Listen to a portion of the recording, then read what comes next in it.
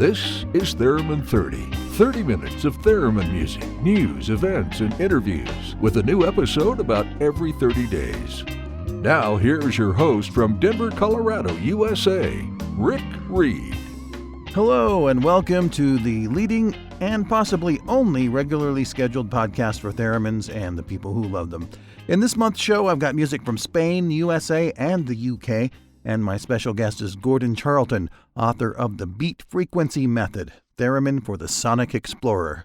Let's get started with music from London, England-based recording artist Mona Lisa. From her new Hauntology album, she provides both vocals and theremin on this lovely track, Now I See.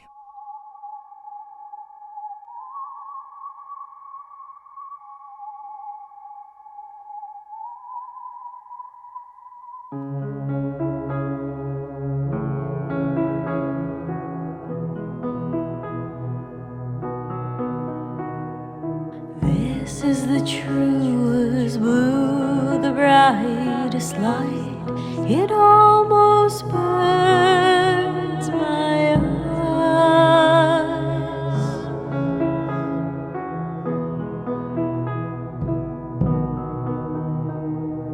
Crimson flowers bloom just like the wallpaper in my room.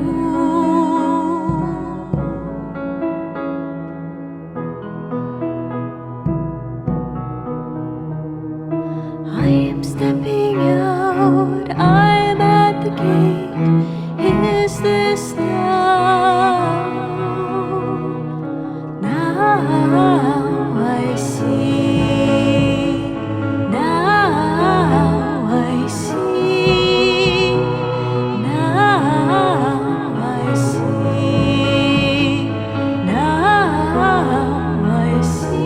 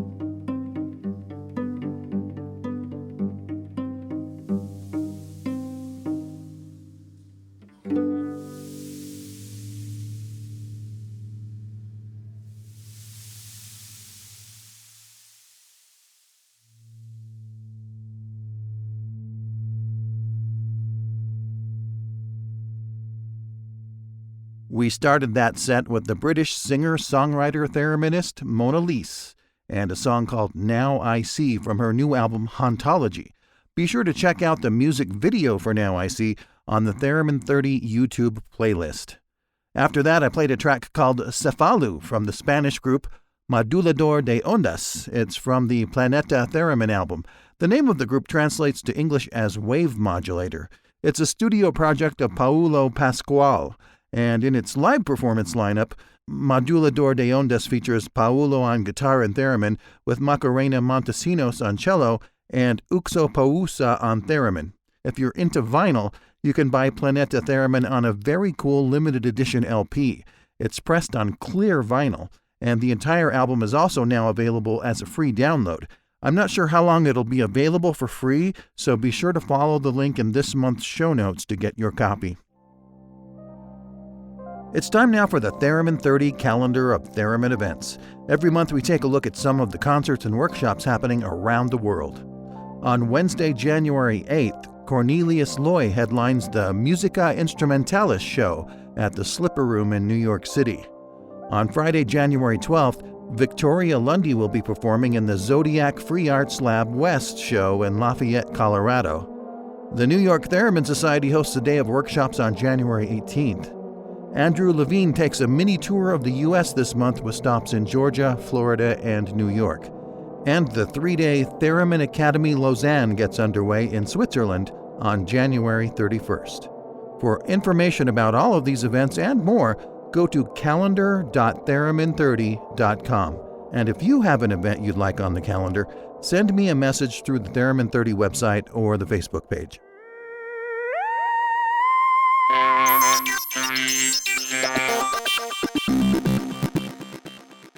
Right now, I'm going to feature some of my own music. This is a track I recorded fairly early on after getting my first theremin, and at the time, honestly, I couldn't carry a tune on the theremin to save my life. So what I did was I recorded some kind of random theremin phrases and played them back as samples from a Korg K oscillator. This track also features the gesture-controlled Alesis Air Synth and the stylus-controlled Dubrec Stylophone. I call this song Moon Cheese.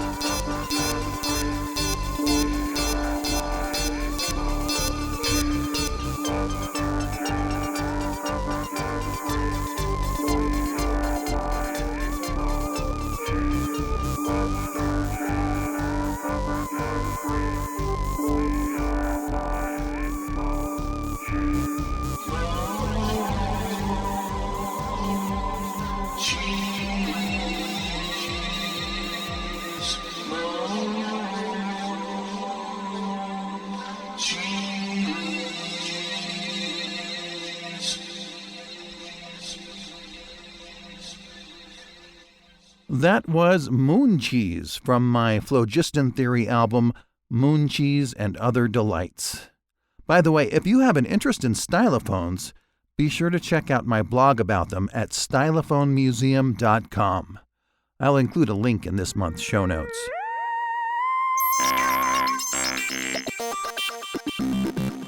After the break, I'll be visiting with Gordon Charlton, author of the Beat Frequency Method, Theremin for the Sonic Explorer. So stay tuned.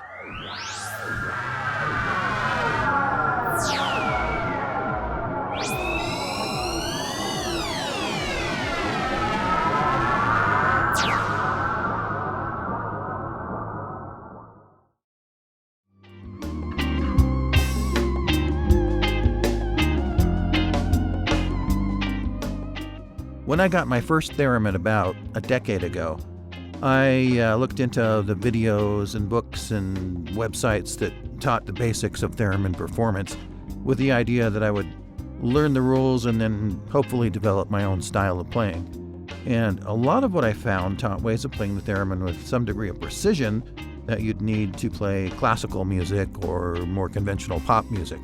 One of the resources, though, that I found took a whole different approach.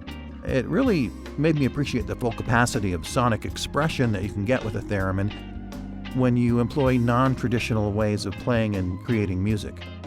That resource was a booklet I found online called The Beat Frequency Method, Theremin for the Sonic Explorer. I'm very happy to have the author of that booklet, Gordon Charlton, as this month's special guest. Thank you so much for being on the Theremin 30 podcast. It's a pleasure, Rick. You have been a big influence on my learning process for playing the theremin. Can you kind of give me a background, first of all, how you got introduced to the theremin? I kind of stumbled across the theremin whilst randomly Googling. Found a chap in Tasmania made them, Keith Enkelar, at a price I could afford. And the moment I saw it, I just knew I had to have one. And a month or so later, one arrived in the post. What I did discover within about 3 seconds of owning it was that playing in tune is really hard. And I have to admit, the particular theremin didn't help. It's not at all linear, and the volume control was basically on and off. But I had this thing, and I was going to make what I could of it. So then how did you go on to develop your own technique for playing it? I have no particular musical background, so I started researching music, reading up on music theory and such like, and also considering what came naturally to the instrument. It seemed to me it's a bit of an oddball instrument. It doesn't sit comfortably most of the time in an orchestra. I've got to say, though, people who can do that, so impressed with them. It's more like bagpipes or a didgeridoo. It's its own instrument, and didgeridoos sound fantastic when you're playing didgeridoo music.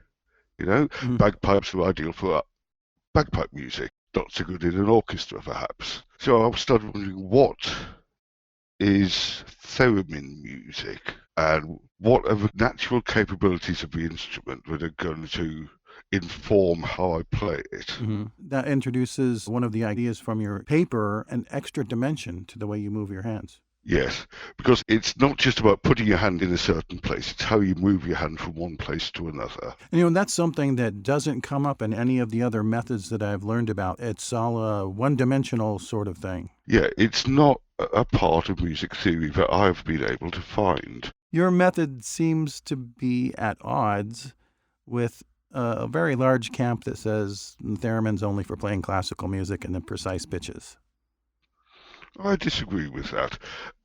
I don't disagree that it can be absolutely beautiful played using classical methods, but a lot of music I listen to isn't like that. I search through my sort of things I actually understand about music, and I really get industrial music. When I heard my first Throbbing Gristle album, I totally saw what they were doing, and it had nothing to do with classical music theory, as far as I could tell. It was more related to the art of noise and the futurist movement. It was a big question for me, though. Can I abandon playing in tune and still sound good? If you're playing something which pays no heed to tune whatsoever, then that sounds fine too. Because you adapt to it. You say, okay, this is not intended to be in tune. Let's listen to it for what it is. At least I hope that's what people who listen to my music do. Tell me about some of the little tools that you use. The twangulator and the frother twill. We'll deal with the frother twill first. There's a limit to how fast the human hand can create a vibrato. And I wanted to exceed that. So, you know those little handheld milk frothers, which are like a little stick with a twisted wire thing on the end, and it whizzes around. You stick it in your milk or your coffee, and it froths up. IKEA sells them for about $3. Yeah, that's the one. If you take one of those and just bend the metal stalk a tiny bit so that the brush at the end is no longer central but wobbles from side to side, and you've got the basis of a really fast vibrato there. You hold it with the correct orientation in the pitch field so that the brush is moving towards and away from the pitch rod, and it creates a trill, yeah? The other one is the twangulator. This was something I did at school. I think everyone's done this at school. You hold a ruler against your desk and twang the end of it, and it goes up and down and creates a fun sound. I just happen to have a 50 centimeter metal ruler which I clamped underneath the volume loop. If I twanged it at the highest extent, it would mute the sound, and at the lowest extent, it would allow a full volume. Instead of controlling the volume control with my hand, I would twang that and it would modulate the volume. It's demonstrated on the piece from my first album called The Plummeting Man.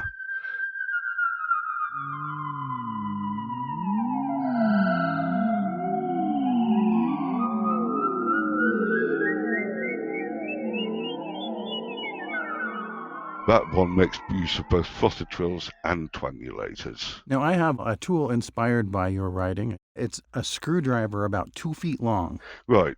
The pitch baton, my current one actually isn't a screwdriver, but it's a long piece of metal with an insulated handle. Yeah.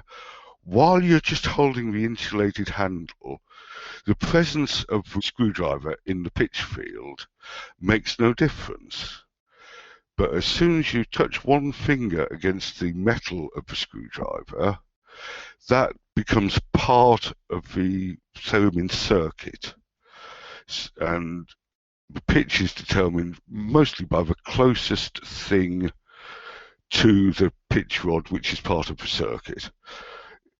When you're not touching the metal of the screwdriver, that's your hand. When you are touching the metal of the screwdriver and the screwdriver is pointing at the pitch rod, then it's the end of the screwdriver is determining the pitch. So you can jump instantaneously from a low pitch to a high pitch by pointing the screwdriver at the pitch rod and just touching the metal portion of it with your finger, which again allows us to achieve an effect which is not doable without additional tools. I've got a track which demonstrates that. It's called Playing with Knives.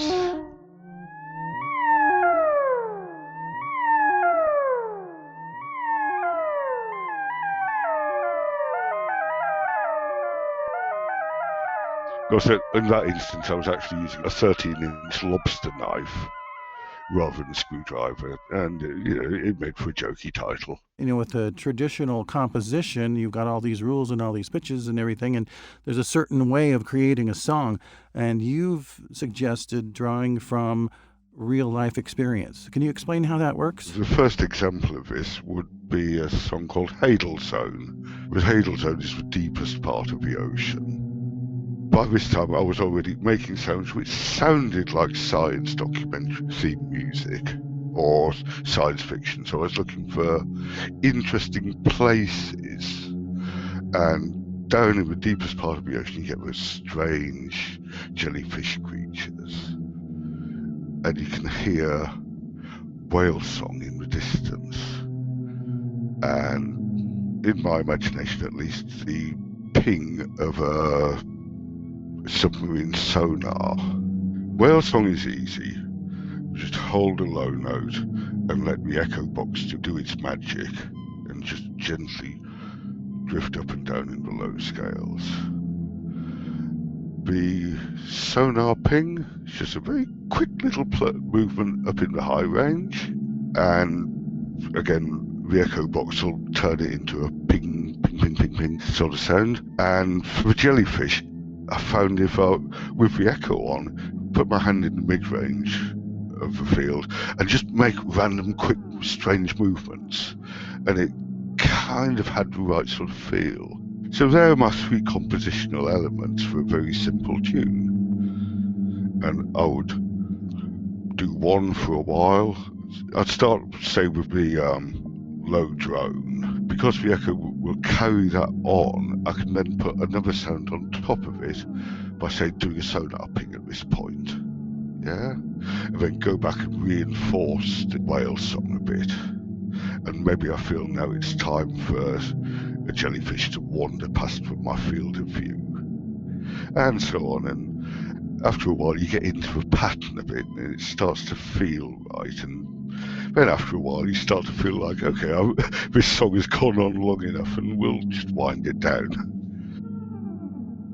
If you'd like a free download of the beat frequency method, look for the link in this month's show notes. And next month, I'll play more of my interview with Gordon Charlton. He'll be sharing some practical and easy ways to modify your theremin that might not have crossed your mind. Now we're almost out of time, but I want to squeeze in part of just one more track. Here's an excerpt from a recording called Quasimodine. It's from Manchester, England-based experimental recording artist Noxtmere.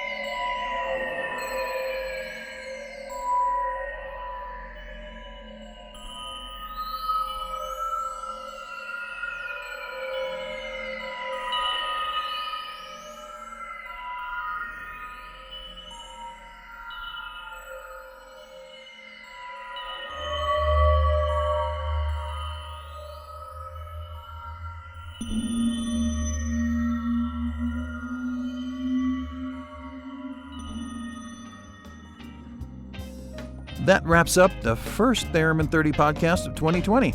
I want to thank Mona Lise, Madulador de Ondas, Noxtmere, and myself for providing the great music in this episode. Also, a big thank you goes to Gordon Charlton for being in the hot seat this time around. We'll continue our conversation in the February episode. Also coming up in February, I have absolutely no idea what music I'll be playing. I need you to tell me, so if you have an original track that you'd like played on the show, contact me through the Theremin 30 website or the Facebook page. Until next time, I'm your host, Rick Reed. Thank you for tuning in.